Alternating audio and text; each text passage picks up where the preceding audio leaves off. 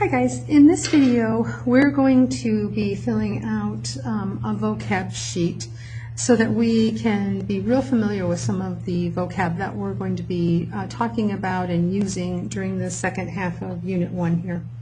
So our first vocab is variable, V-A-R-I-A-B-L-E, and that should be in the center section of your strip for this vocab term.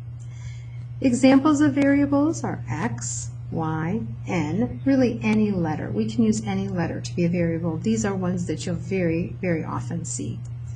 A definition then of variable is a symbol that represents an unknown value. So make sure you get that written down under definition.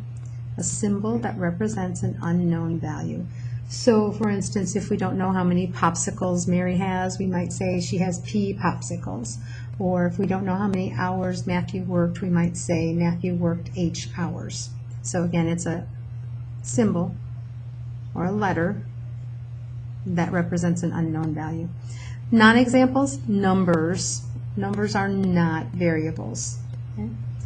Characteristics, what does a letter look like, or what does a variable look like? It is a letter, and it's something that's unknown.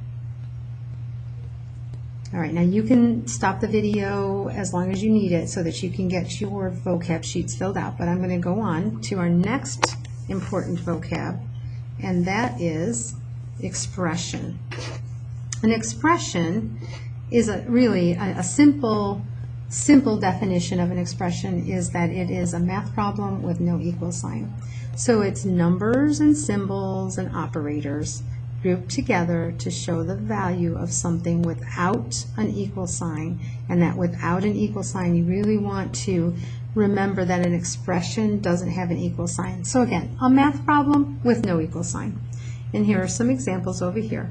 5 plus 3 is a math problem. Notice there's no equal sign and no answer. Okay? Y divided by 9, no equal sign, no answer. 2x plus 3, no equal sign, no answer.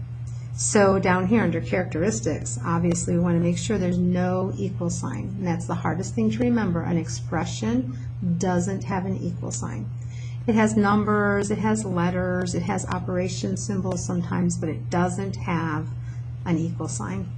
And so obviously then over here, some things that are non-examples would be our 5x plus 3 equals 18. There's an equal sign there, so this one is not an expression because it has an equal sign.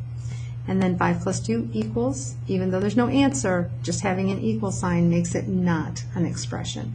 Expressions do not have equal signs. They are math problems, usually, that don't have equal signs, that never have equal signs. Okay, now we'll go on to the one that does have an equal sign. And again, you stop the video as much as you need to get these things written down on your vocab sheet. The next one then is an equation. So where an expression did not have an equal sign, well, an equation does have an equal sign. So equation, E-Q-U-A-T-I-O-N, right in the center there. And the definition are numbers, symbols, and operators grouped with an equal sign. So they have an equal sign. Okay. So examples over here, 2x, that means 2 times x equals 4. 5 plus 8 equals 13. These are equations because they have an equal sign. They don't have to have an answer, but they need to have an equal sign. All right, they have an equal sign. They have numbers and letters, and they might have operation symbols. That would be characteristic of equations. And over here are not examples. These are only expressions over here because they don't have equal signs. So 2 times 5 is not an equation. 4x is not an equation. 3 plus m, not an equation. So none of these are equations. These are equations. All right, so make sure you get all 3 of those strips filled in, then cut them apart and glue them into your math journals. Make sure you update your table of contents.